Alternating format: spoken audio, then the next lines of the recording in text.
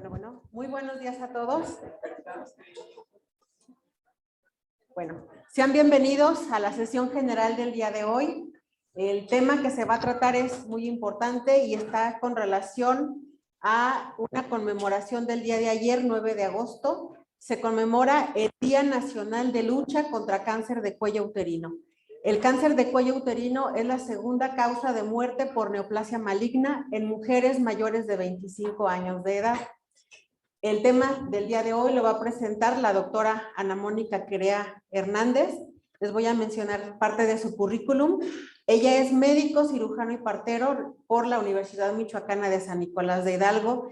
Tiene una especialidad en ginecología y obstetricia realizada en el Hospital General del Estado de Durango, avalado por la Universidad de Juárez del Estado de Durango, diplomado en colposcopía y patología del tracto genital inferior, realizado en el Hospital General de Occidente de Guadalajara, Jalisco, y avalado por la Universidad Autónoma de Guadalajara. Cuenta también con diplomado en ultrasonografía Doppler ginecobstétrico básico y especializado, avalado por la Universidad Michoacana de San Nicolás de Hidalgo, y además cuenta con maestría en salud pública, avalado por la Universidad Contemporánea de las Américas. La doctora Querea trabaja aquí en el Hospital de la Mujer, en la clínica de colposcopía desde el año 2013. Y el tema que nos va a compartir el día de hoy es referencia y contrarreferencia de lesiones precursoras del cáncer de cuello del útero. Entonces le damos la bienvenida, doctora Mónica.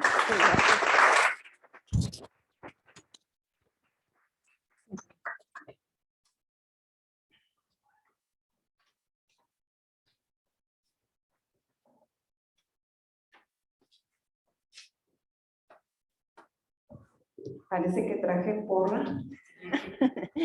Bueno, buenos días. El día de hoy, pues ya como la doctora comentó, el tema que vamos a tratar es referencia y contrarreferencia de lesiones precursoras del cáncer del cuello del útero.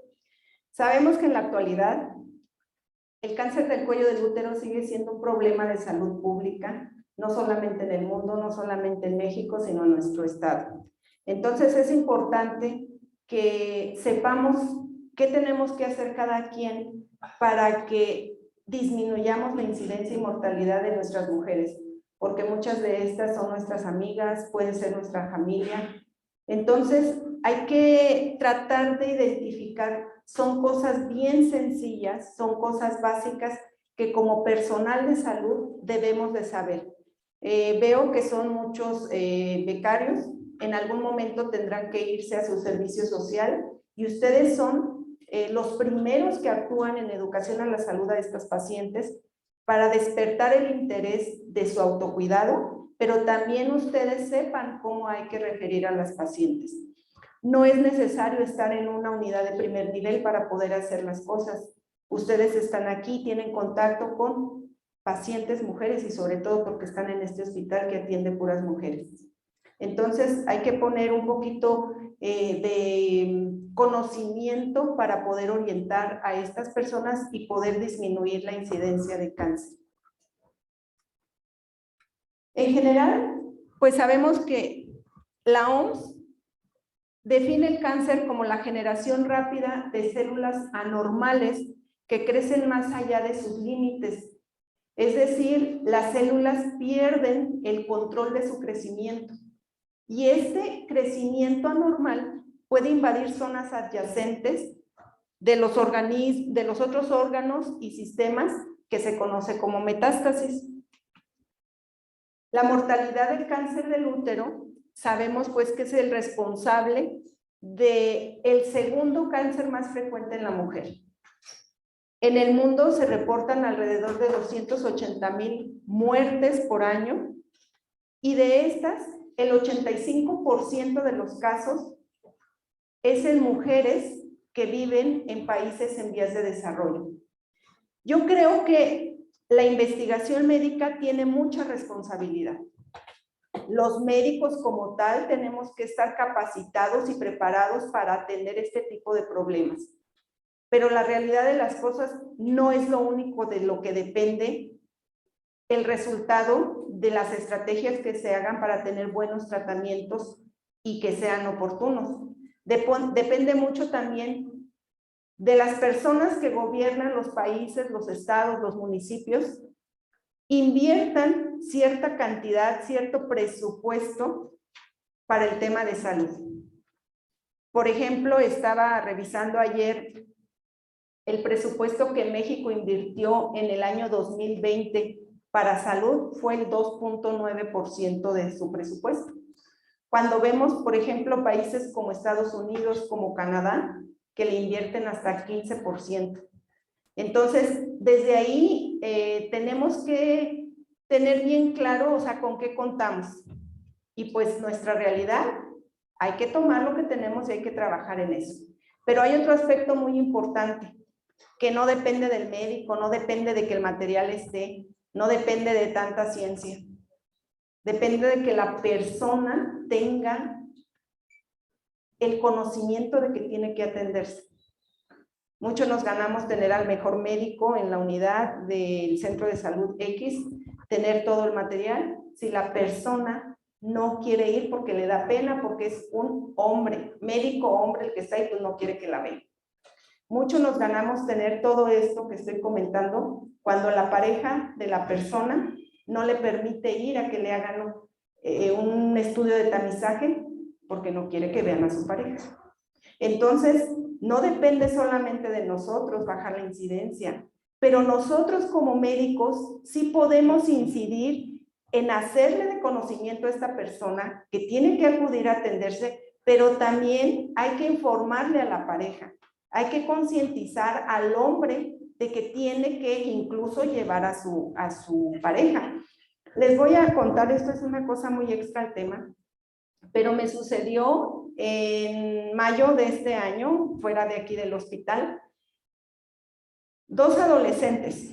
Una tenía 10 años, la otra niña tenía 13 años. Y acudieron a mi consultorio a investigar en cuánto cobraba la consulta, cómo tenía que ir la paciente a atenderse, muy interesadas. Y bueno, pues yo lo primero que dije, pues, ay, niñas, o sea, no es edad como para estar pensando en esto, ¿verdad? Pero mi sorpresa y a la vez, pues digo, en cierta manera la satisfacción, es que pues las niñas fueron a agendarle cita a su mamá como regalo de 10 de mayo, porque la señora nunca quería ir a hacerse su papá Nicolás.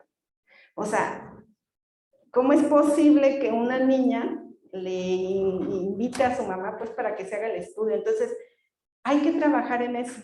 La educación a la salud es base para que la paciente pueda acudir al servicio de salud a hacerse los estudios. En México, el cáncer cervicouterino se atienden aproximadamente 9,000 casos nuevos y de estos aproximadamente 4,000 mueren al año, que es pues muy alto. Yo decía que sigue siendo un problema de salud pública. Para decir que no es problema de salud pública requerimos de 4 pacientes por 100,000. Hay países como países del sur de África y lamentablemente países del sur de América, donde está México también, que reportan incluso hasta 30 casos por 100,000. Países como Estados Unidos, Canadá, Nueva Zelanda, no es problema de salud pública, 1 o 2 por 100,000 casos. Entonces, vean la magnitud de la diferencia y pues de la responsabilidad que tenemos los trabajadores de la salud en evitar este cáncer que es prevenible 100%. En esta gráfica lo que quiero que noten es, no sé si se alcance a ver, pero mayores de 35 años a pues más de 65, lo refiere aquí la gráfica, es el rango de edad donde se presenta mayor incidencia. Y en México, pues, y en todo el mundo sabemos que el virus del papiloma humano es el factor importante o factor más importante para que se desarrolle el cáncer. Por sí solo no es suficiente, se requiere de otros factores, pero se ha visto que en el 100% de los resultados histopatológicos de algún tipo de cáncer cervicouterino está presente el virus del papiloma humano. En la diapositiva pasada decía que aproximadamente 4,000 casos al año mueren en México. Si hacemos un poquito más detallada este número, correspondería como a 350 muertes por mes, y si lo dividimos pues en los 30 días, correspondería entre 11 a 12 muertes por día. Por eso se dice que cada 2 horas en México muere una paciente por cáncer cervicouterino, que en realidad pues eso es demasiado alto. En Michoacán, aquí lo único que quiero que vean, la línea verde es cáncer cervicouterino, la otra línea es cáncer de mama. Años anteriores, cervicouterino estaba en primer lugar. Desde el 2006, a nivel nacional, disminuyó a segundo lugar, cáncer de mama primero, pero aquí en Michoacán sí hubo esa baja en el 2006, pero bien a bien desde el 2013, 2012 se ha mantenido como segundo lugar. Y de 1992, que estábamos a 29 mujeres por 100,000 casos, actualmente estamos entre 8 o 9 casos por 100,000. Entonces, ¿ha reducido? Sí, pero nos hace falta trabajar para quitarlo como problema de salud pública. En esta diapositiva, pues creo que se ve un poquito borrosa, pero nada más es la gráfica comparativa del cáncer por año, pero aquí lo que quiero ver es que es mayores de 40 años en donde se presenta más. Es importante mencionar que es lo común, ¿verdad? Pero en la clínica del hospital hemos atendido mujeres de 31 años. La persona más joven que yo he atendido aquí ha sido de 26 años. Entonces, realmente digo, pensar en que una mujer de 26 años tiene cáncer, pues digamos casi es una niña. Además que a esta edad, pues generalmente tienen a sus hijos a muy corta edad. Entonces es importante hacerles saber cómo pueden prevenir este tipo de enfermedad. Michoacán tiene 8 jurisdicciones. Aquí menciono las que más incidencia tienen de cáncer, digamos, más alto riesgo tienen, que es la jurisdicción 7, la de Apatzingán, es la jurisdicción 5, la de Uruapan, la 4, la de Pátzcuaro, y la 3, que es la de Zitácuaro. Depende, creo, el estilo de vida, a veces pues depende que son zonas marginadas, que la gente desconoce este tipo de situaciones, a veces tienen alejado también el centro de salud, pero ahorita en la actualidad pues ya hay incluso laboratorios móviles pues que van y toman las muestras, entonces realmente aun cuando sean localidades alejadas, no hay justificación como para pensar en que no puedan hacerse el estudio.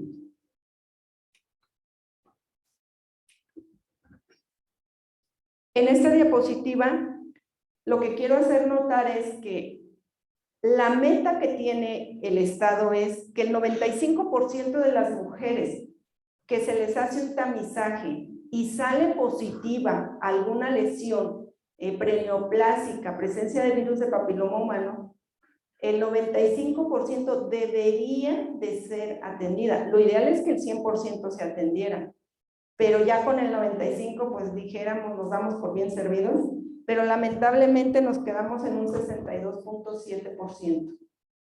Ahí, ¿qué es lo que pasa? Si yo, médico general, tomo un estudio, tengo que estar al pendiente de notificarlo. Tengo que estar alerta al resultado que yo obtenga y poder referirla en tiempo y forma. Hemos recibido pacientes aquí en la clínica de mujeres que se les tomó un Papanicolau hace un año y el resultado en el Papanicolau fue un adenocarcinoma y resulta que me la envían un año después. O sea, eso no es justificable. Entonces tenemos que estar capacitados para interpretar el resultado y decidir un tratamiento. ¿Puedo hacerlo aquí? O sea, en la unidad de primer nivel hay que darles tratamiento allá. Esto es para segundo nivel, hay que enviarlas inmediatamente.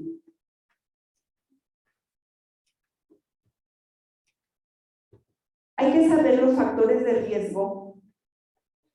¿A quiénes es más común o más predisponente que les dé cáncer del cuello del útero? aunque la norma oficial ahorita, no sé, a lo mejor hay gente aquí que sabe más de eso que yo, trataron de quitarla hace cuántas semanas, pero creo que ayer o antier estaban, si las dejaban o las quitaban. Pero por algo tenemos que regirnos, o sea, no podemos trabajar cada quien como quiera. Entonces, las clínicas de colposcopía obviamente tienen una norma oficial mexicana y ahí la norma nos dice quiénes son las pacientes que son de riesgo para padecer cáncer. Mínimo tenemos que saber eso. Entonces, la norma nos dice que estar entre 25 y 64 años me convierte en alto riesgo para yo desarrollar cáncer. ¿Por qué? Pues porque estoy en esa edad en la que seguramente tengo vida sexual activa, en la edad en la que tengo los partos, las cesáreas, los eventos obstétricos, en la edad en la que a lo mejor como trabajo tengo una vida social, pues a lo mejor me expongo al humo de cigarro, sea de manera activa o pasiva. O sea, hay muchos factores que ayudan al desarrollo de estas lesiones precursoras. El hecho de tener relaciones sexuales antes de los 18 años, sabemos que el epitelio cervical está inmaduro y esto nos hace más susceptibles de adquirir cualquier tipo de enfermedad. Generalmente a esta edad, el desconocimiento, lo que les preocupa a las adolescentes es no quedar embarazadas y dejan de lado pues, las otras enfermedades de transmisión sexual que pueden costarle la vida. Y entonces, aparte de que inician relaciones sexuales a temprana edad, si se tiene exposición a, por ejemplo, virus de papiloma humano, pues eso alarga el tiempo de exposición al virus. Y eso pues también es un factor predisponente para el cáncer. Entonces, cualquier enfermedad de transmisión sexual, principalmente virus de papiloma, clamidia, ureaplasma, micoplasma, virus del SIDA, hacen sinergia y potencian ese efecto carcinogénico. Entonces, aquí es importantísimo informarles que el preservativo no va a cubrirte el 100%, a prevenirte el 100% de la enfermedad de transmisión sexual, pero un 70-80% bien colocado, pues yo creo que es bueno pues para evitar este tipo de enfermedades. Del virus del papiloma creo que les hablaron, no sé si la semana pasada o la antepasada, más ampliamente, pero bueno, ahorita les comento en otra diapositiva. Y el número de parejas sexuales, sabemos que está directamente proporcionado el número de parejas sexuales con el riesgo de desarrollar cáncer. Entre más parejas tenga, pues más riesgo de contraer la enfermedad. Aunque actualmente sabemos, muchas mujeres solamente han tenido una pareja, pero si esa pareja ya tiene, eso no sucede aquí, ¿verdad? A lo mejor se lo puedan imaginar, pero ya tiene un historial de personas sexuales, pues eso lo convierte con una persona de alto riesgo para desarrollar cáncer. O aquella pareja que tuvo relaciones sexuales con una mujer que ya le dio cáncer del útero, es potencialmente alto riesgo para su nueva pareja. Entonces hay que tener mucho ojo.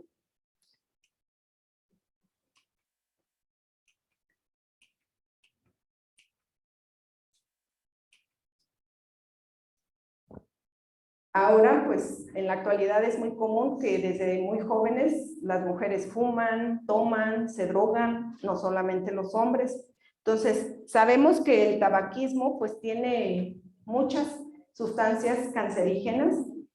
Para el cérvico uterino, las que nos interesan es la nicotina, la cotinina, que sabemos que estas afectan la inmunidad local en las células, afectan, mutan el DNA y entonces eso hace que las defensas pues, no se defiende más bien, o sea, se daña la defensa y por lo tanto permite que el virus del papiloma, que requiere células dañadas para actuar, pues ahora sí que le pone el medio propicio para que actúe. Sabemos la desnutrición, la dieta baja en antioxidantes, pues no solamente el cáncer cervicouterino, a cualquier enfermedad le va a ayudar.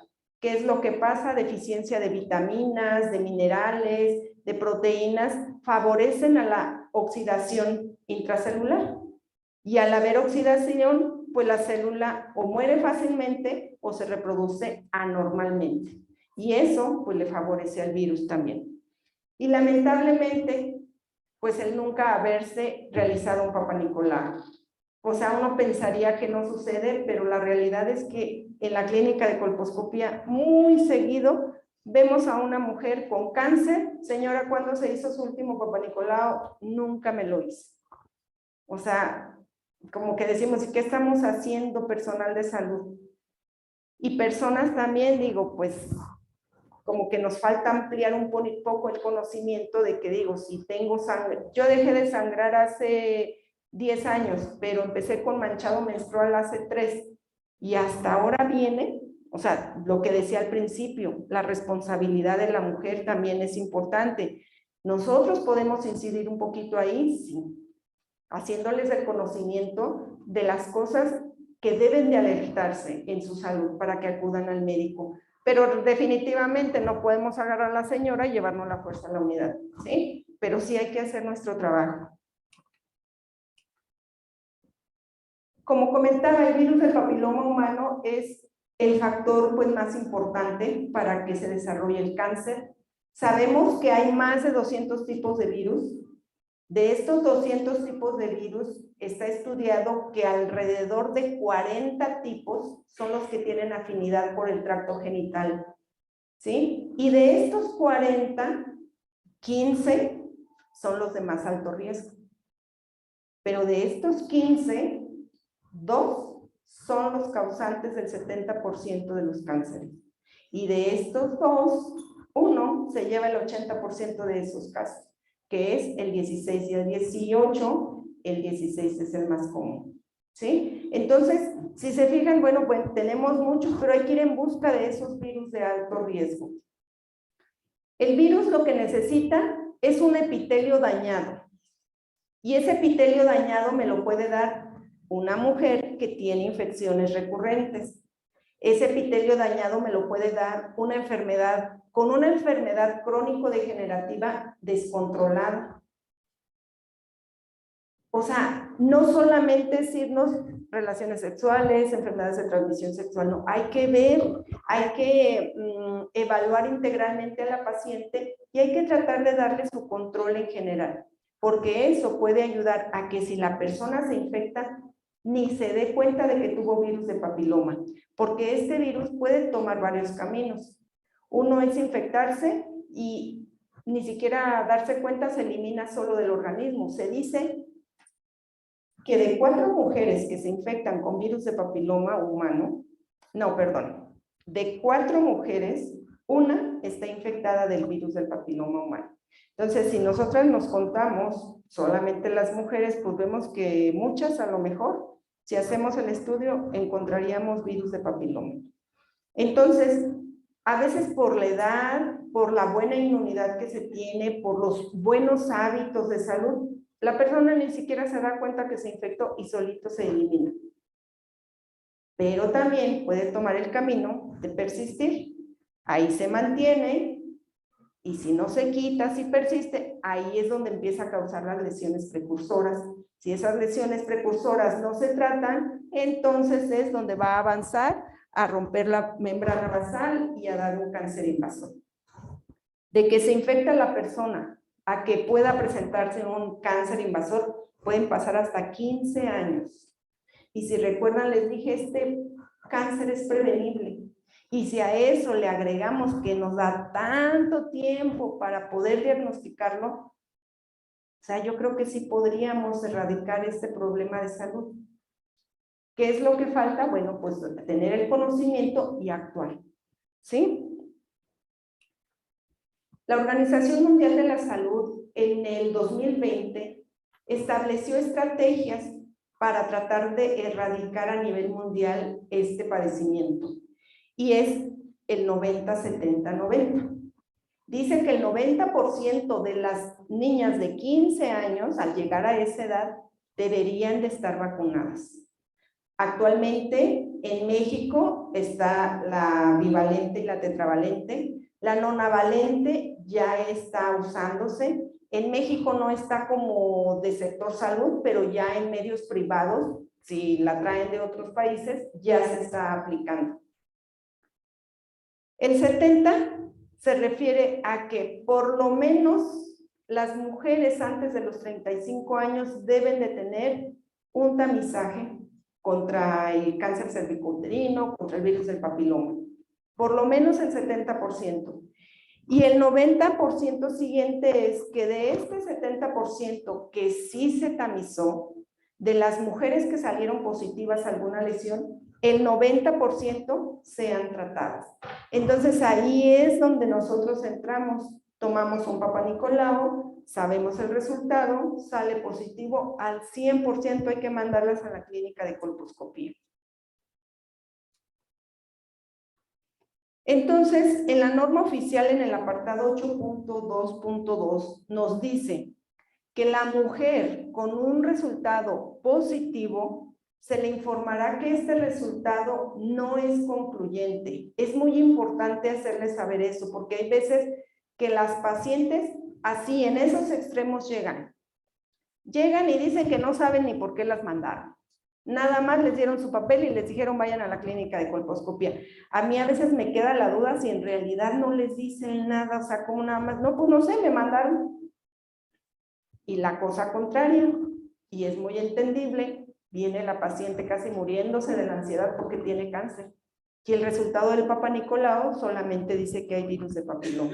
Entonces, es tan importante que ustedes les hagan el conocimiento de lo que tiene su resultado y decirles que este resultado no es definitivo. Precisamente para eso le envían a la clínica de colposcopía, para diagnosticar ya más certeramente y en base a eso ofrecerles un tratamiento. Y en caso de que el resultado salga positivo, se envíe a la clínica, ustedes deben de saber cuando estén en su unidad de primer nivel, ustedes la envían. Ustedes ya no les hagan nada, porque para eso le enviaron, para nosotros clínica de colposcopía tratarla, pero deben de estar al pendiente de la paciente. ¿Cuándo les voy a regresar una contrarreferencia? Cuando la dé de alta. Hay varias pacientes que vienen hoy por primera vez y pues ya, traen la referencia. La cito en 2 semanas a entregarle su resultado. Y resulta en la segunda semana, oiga doctora, es que el médico me dijo que yo tenía que llevarle por escrito lo que me está haciendo. O sea, imagínense la cantidad de pacientes que se atienden y si yo tengo que hacerle su nota, su revisión y todavía tengo que estarle mandando al médico, no. Yo les mando ese escrito de todo lo que hicimos, de por qué la estoy dando de alta y también le pongo cómo deben de seguirla vigilando, pero hasta que la doy de alta. ¿Cuándo la doy de alta? Por norma debo de vigilarla por lo menos 2 años y le quitamos la lesión pronto. Y si no, pues los años que sean necesarios.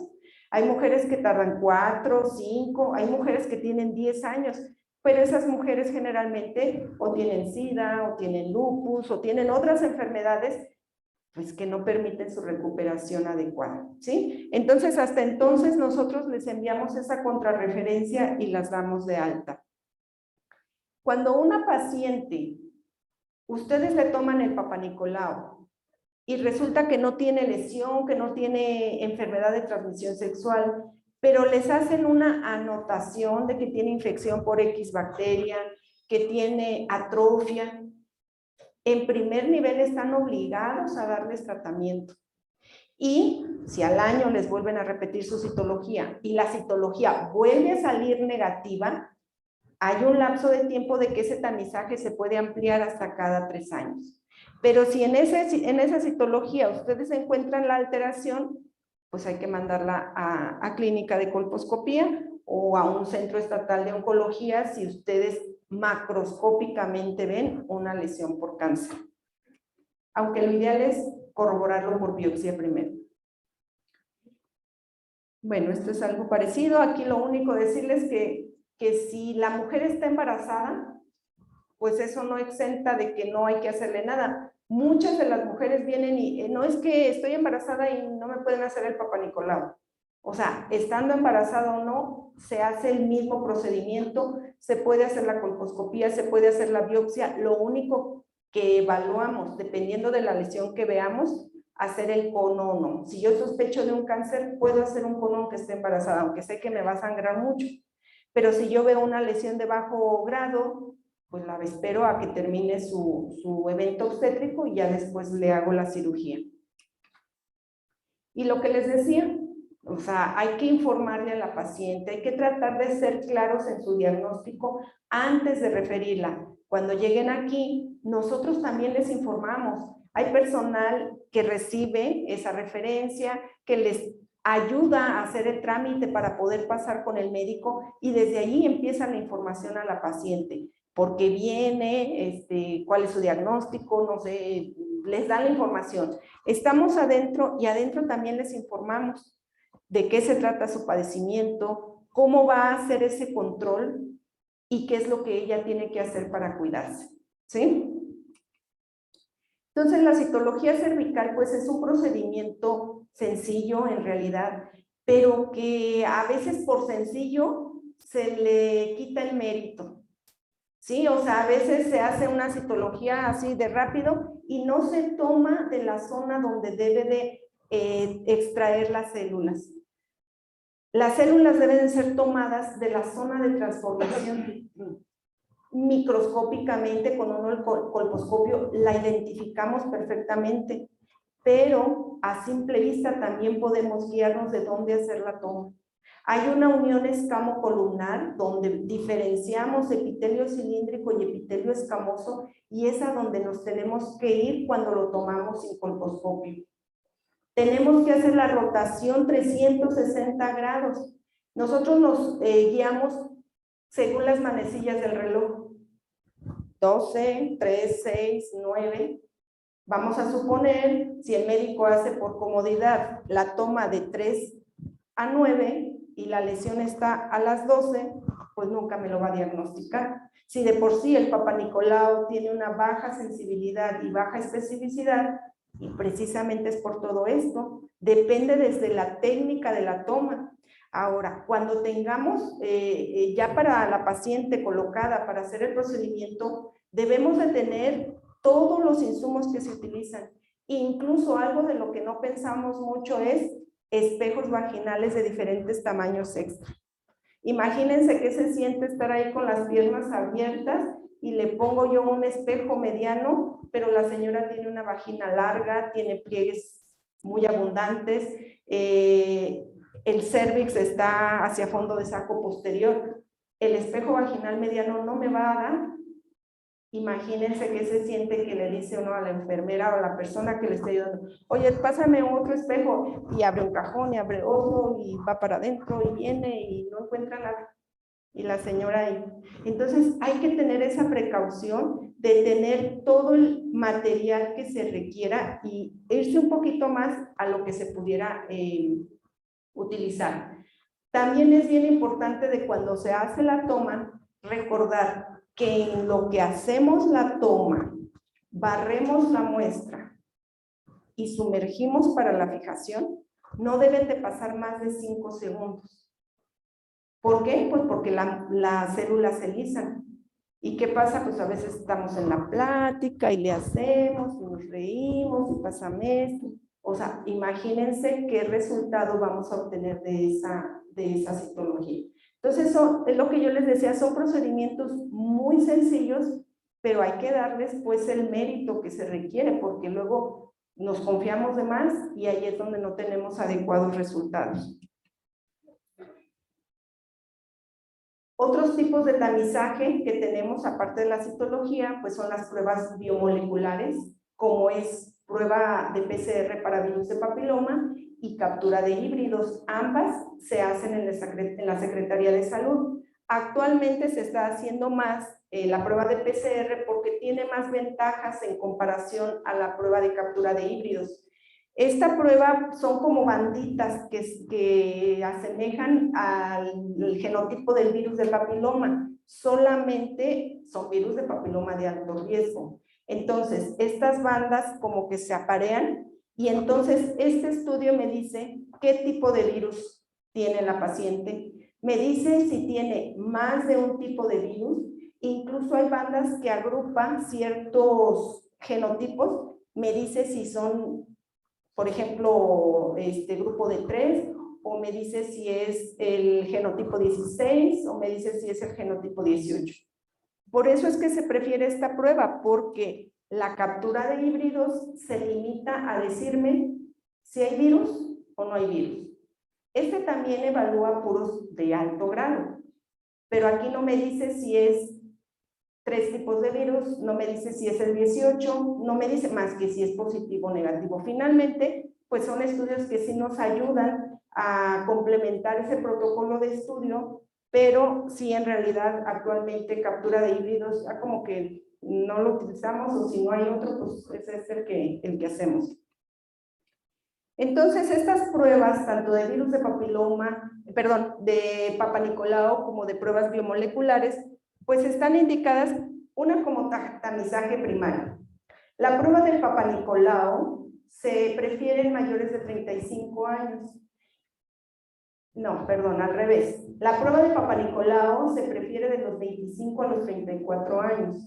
La prueba de PCR se prefiere en mayores de 35. ¿Por qué? Porque esta prueba de PCR pues es muy sensible, y lo que yo les decía hace rato, si hacemos el recuento de aquí, ¿cuántas personas podríamos salir positivas a virus de papiloma? La persona joven, también lo decía, por sí sola puede eliminar el virus. Entonces, ¿qué es lo que pasa? Que entonces nos vamos a las pacientes donde podemos encontrar lesiones preneoplásicas, y a veces hacerlo en una mujercita de 16 años sale positivo, y pues en realidad a lo mejor a los 18 ya no los va a tener. Por eso es importante no hacerlo antes. A veces tomamos una prueba de PCR y por colposcopía no vemos lesión, pero la prueba de PCR me sale positiva. Entonces aquí se tiene la ventaja que del mismo líquido en el que metimos el vial, de ahí se toman células y se hace la citología en base líquida. Entonces también está indicado hacerlo así.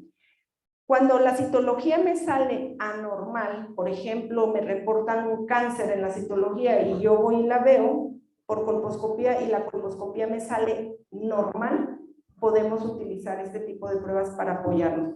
Hay otras cosas que podemos hacer, como los cepillados endocervicales, pero también solicitamos pruebas de tamizaje para BPH. Cuando estamos tratando a una paciente y persiste la lesión, podemos apoyarnos de estas pruebas. Y como control post-tratamiento o cambios en los tamizajes, en los tiempos de tamizaje, generalmente aquí en la clínica de colposcopía, cuando damos de alta a una paciente, tenemos que corroborar que su citología es negativa, su colposcopía es negativa, y aseguramos con una prueba de tamizaje que sea negativa también. Con eso podemos espaciar el tamizaje a cada 3 años. Hay que hacer una buena exploración física. A veces dan el hecho de que, lo voy a decir así porque ha sucedido, ponemos un espejo vaginal, ponemos en posición ginecológica a la paciente y nos vamos a lo que es colocación del espejo, y se nos olvida que tracto genital inferior también tiene una vulva. A veces unos condilomas en las ingles, en el monte de Venus, y no se ve. Entonces hay que hacer la exploración física desde inspeccionar antes de colocar el espejo. Cuando se coloca el espejo, recordemos que hay que evaluar lo que es zona de transformación, exocérvix, fondos de saco, paredes de vagina. Hay que ver todo. ¿Por qué? Porque nos vamos a tomar la muestra y ya no vimos más. Entonces, es importante hacer la exploración completa. En la clínica de colposcopía nos apoyamos con el colposcopio, que este es un instrumento médico que emite una luz. Llega directo a lo que es el epitelio cervical y traspasa ese epitelio, esas capas del epitelio escamoso. Entonces, lo que nos da la coloración rosada es que refleja la luz, pero el estroma, la vascularidad del estroma.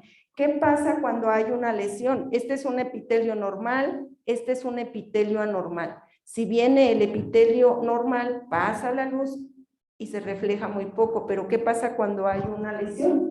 O sea, está más condensada, las proteínas están precipitadas, esas células anormales, ese crecimiento anormal del que hablábamos al principio, va a condensar las células y entonces se regresa a la luz. Y es la manera en la que nosotros nos damos cuenta qué tipo de lesión hay. Y la colposcopía, pues la finalidad de que ustedes envíen a la paciente a la clínica de colposcopía es para hacer un diagnóstico definitivo por histopatología. Entonces, la finalidad es hacer la toma de la biopsia de una manera dirigida a donde yo veo la lesión de más gravedad. Aparentemente son cervix normales. Esta es la zona de transformación. Es muy importante identificar esta zona, porque a veces nosotros vemos eso y decimos, no, pues ahí está la lesión, pero en realidad es una zona de transformación normal. Hemos tenido referencias de unas unidades por metaplasia escamosa. Y la metaplasia escamosa es normal. Hemos tenido referencia a clínica de colposcopía porque tiene un quiste de Nagel. Y ese quiste es normal. ¿Sí? Entonces es bien importante identificar esa zona y saber lo que es normal de lo anormal. Cosa diferente, aquí ya no se ve tan normal, aquí ya no se ve tan normal, allá no se ve normal. Entonces es lo que nos ayuda el colposcopio a determinar exactamente dónde tenemos la lesión, qué tan extensa es y qué profundidad tiene. Y dependiendo de donde nosotros veamos la lesión más grave, es donde vamos a tomar la biopsia. ¿Podemos tomar una? Sí. ¿Podemos tomar dos? Sí. Hay que tomar las que sean necesarias. Generalmente con una es suficiente, pero si es necesario tomar más, pues hay que tomar las que sean necesarias. Estas lesiones, pues ya son lesiones de más alto grado, ya se ven diferentes a las anteriores, incluso, por ejemplo, se ven los bordes sobreelevados, se ve mucho más nacarado, se ve como si tuvieran bordes enrollados. Entonces, esto nos habla de lesiones de más alto grado. Y pues ya que no necesitamos, aunque no seamos médicos, algo nos llama la atención de que ahí eso no está normal. Según la norma oficial, una lesión de ese tipo podemos mandarla directamente al Centro Estatal de Oncología, pero lo ideal es corroborarla con biopsia, porque aún allá tendrán que hacer su resultado histopatológico. Entonces, finalmente, pues hay que mandarla a la clínica de colposcopía para hacerle su evaluación colposcópica para mandarla a evaluación histopatológica. Entonces, ustedes deben de saber que tenemos el camino ya bien trazado de qué hay que hacer. Tenemos tiempos en los que hay que actuar para hablar de calidad y tratar de bajar este problema de salud pública, tratar de quitarlo. Nosotros tomamos primero la citología en primer nivel. Esa citología de que yo la tomo y le tengo que estar entregando el resultado a la paciente no debe de pasar más de un mes. En ese tiempo yo tengo que trasladarla a la laminilla, me la tienen que regresar y tengo que entregársela, notificársela a la paciente. Es bien importante tener el cuidado de, así como cuando hicimos la toma de la muestra, tener el cuidado del transporte, porque ha sucedido que llegan laminillas rotas. Y entonces así pues ya es más difícil. A lo mejor el patólogo es tan bueno que sí puede hacer el diagnóstico, pero no es lo ideal. ¿Sí? Cuando se hace la citología, se hace una captura. Ellos, en laboratorio estatal, desde allá capturan esa patología positiva a lesión. Regresa el resultado y nosotros tenemos, bueno, en primer nivel se le tiene que notificar el resultado a la paciente. Si el resultado fue positivo a lesión, a alguna lesión preneoplásica, la tienen que referir a la clínica de colposcopía.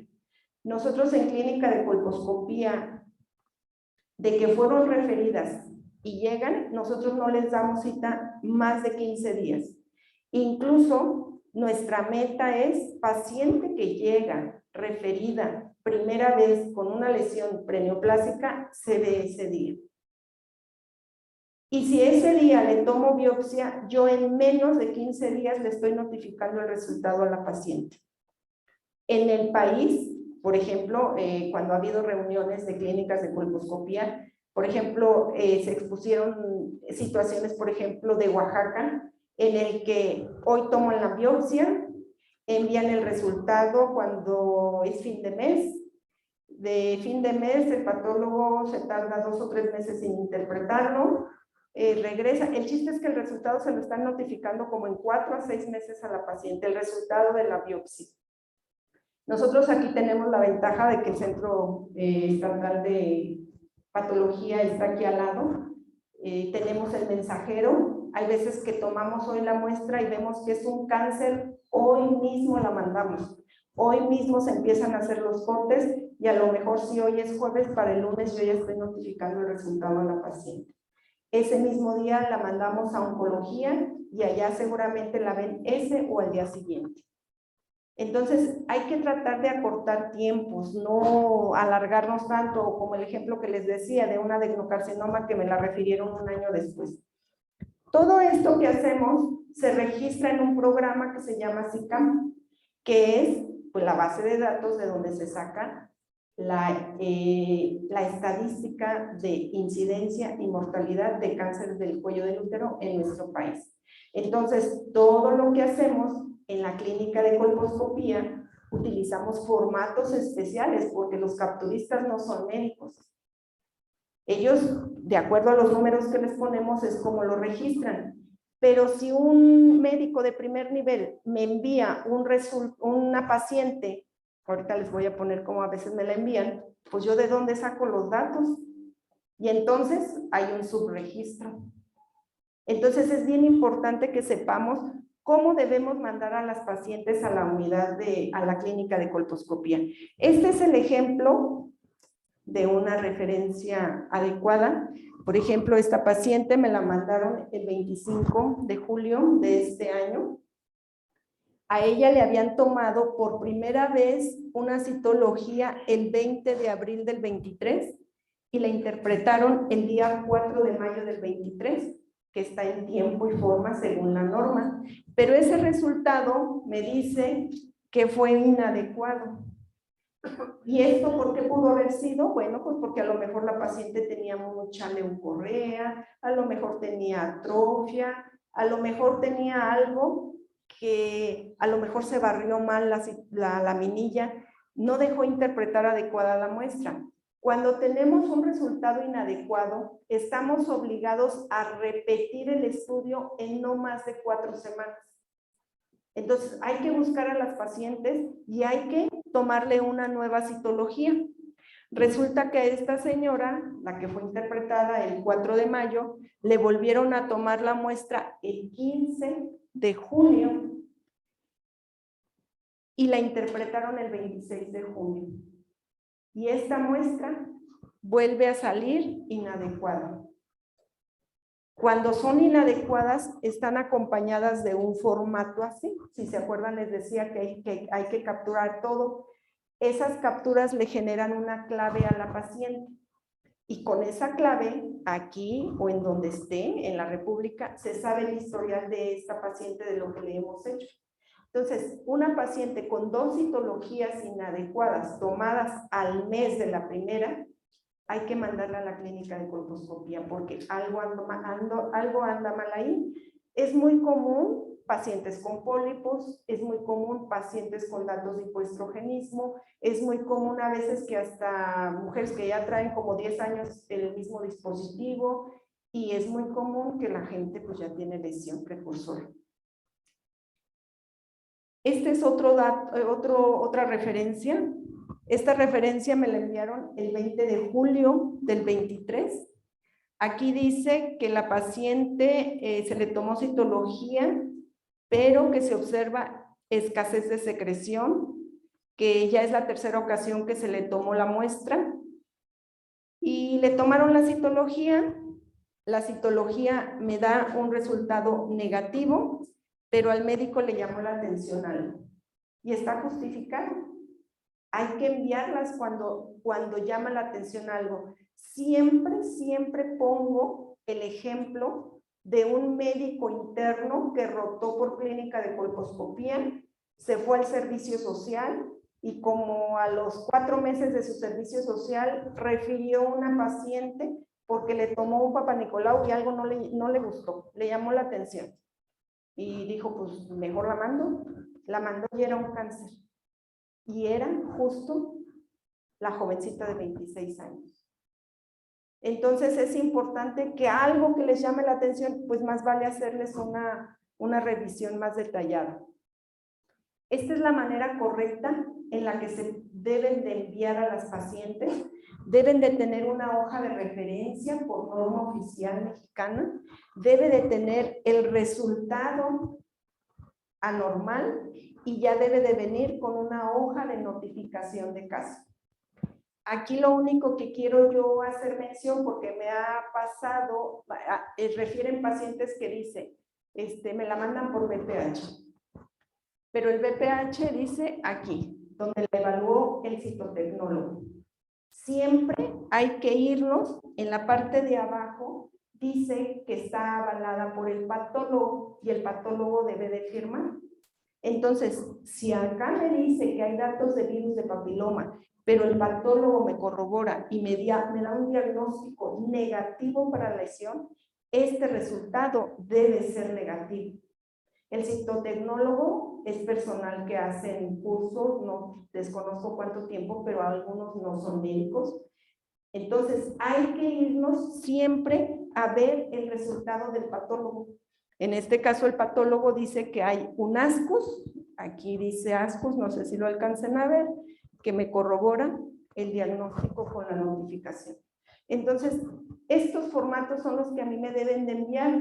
¿Por qué? Porque yo de aquí tomo los datos para hacer el registro de lo que yo les decía.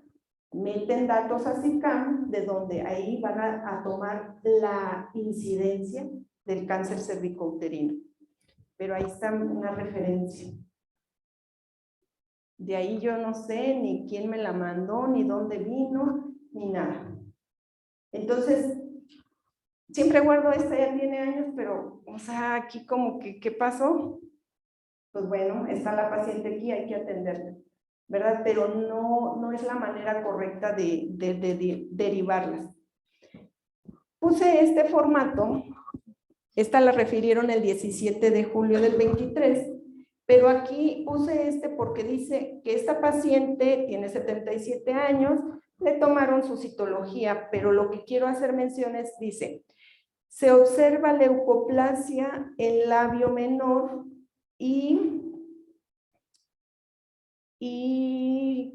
bueno, el chiste es que la mandaron por la leucoplasia.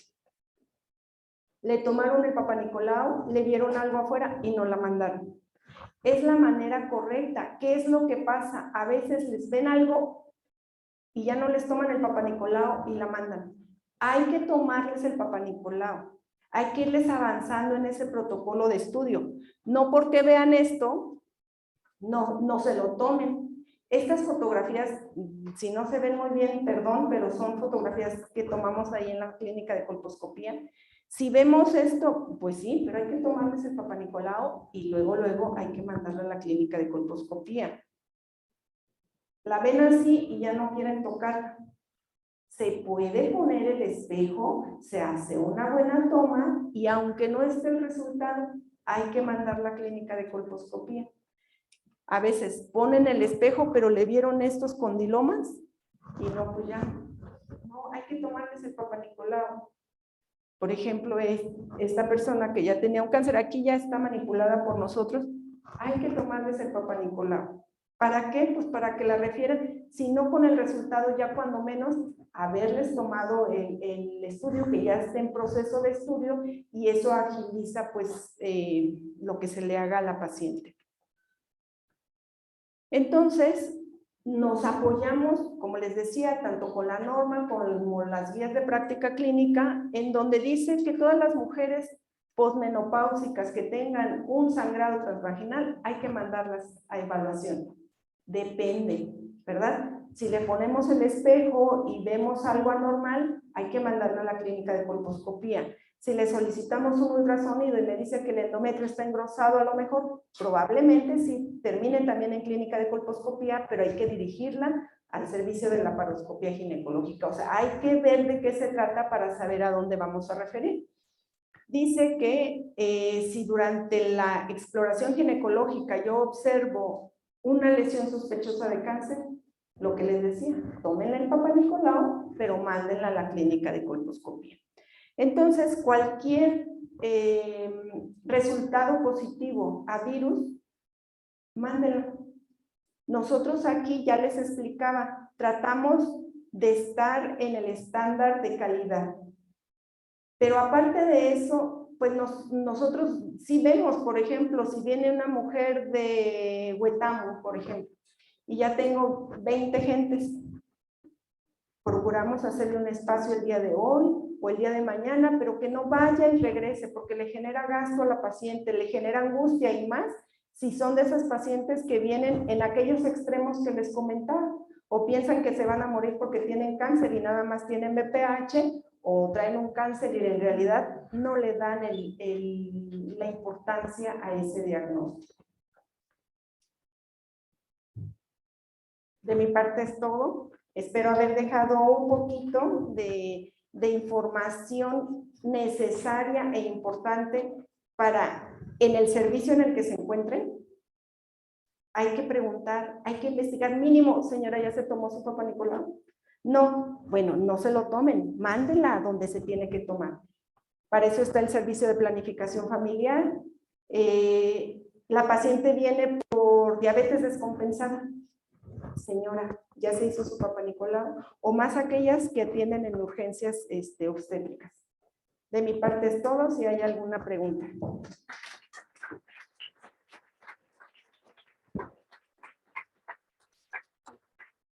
Sí.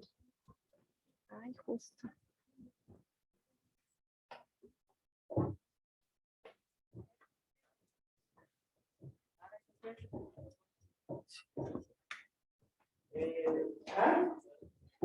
Para las mujeres con vida sexual activa, ¿qué tan seguido es que se hagan Papa Nicolau, doctora? Según la norma, independientemente del inicio de la vida sexual, dice que hay que iniciarlo a los 21 años o 3 años después de haber iniciado su vida sexual activa, lo que llegue primero.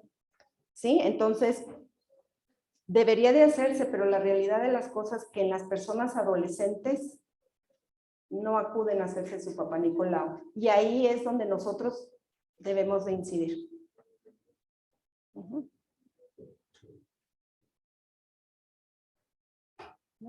¿Alguien más? ¿Se durmieron, verdad? ¿O entendieron?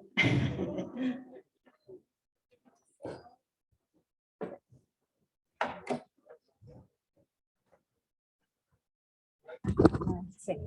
Bueno, pues agradecemos la participación de la doctora Ana Mónica Querea Hernández por su participación y le entregamos su constancia.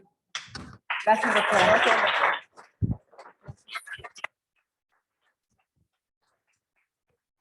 Esperamos que esta plática, esta sesión haya sido de gran provecho y recordemos, la literatura menciona que el cáncer de cuello uterino es el único cáncer que se puede prevenir y la participación de cada uno de nosotros como personal de salud y sobre todo de quienes después del internado se van a hacer sus prácticas de servicio social es fundamental para salvar vidas en las mujeres de la población a donde van a brindar su servicio.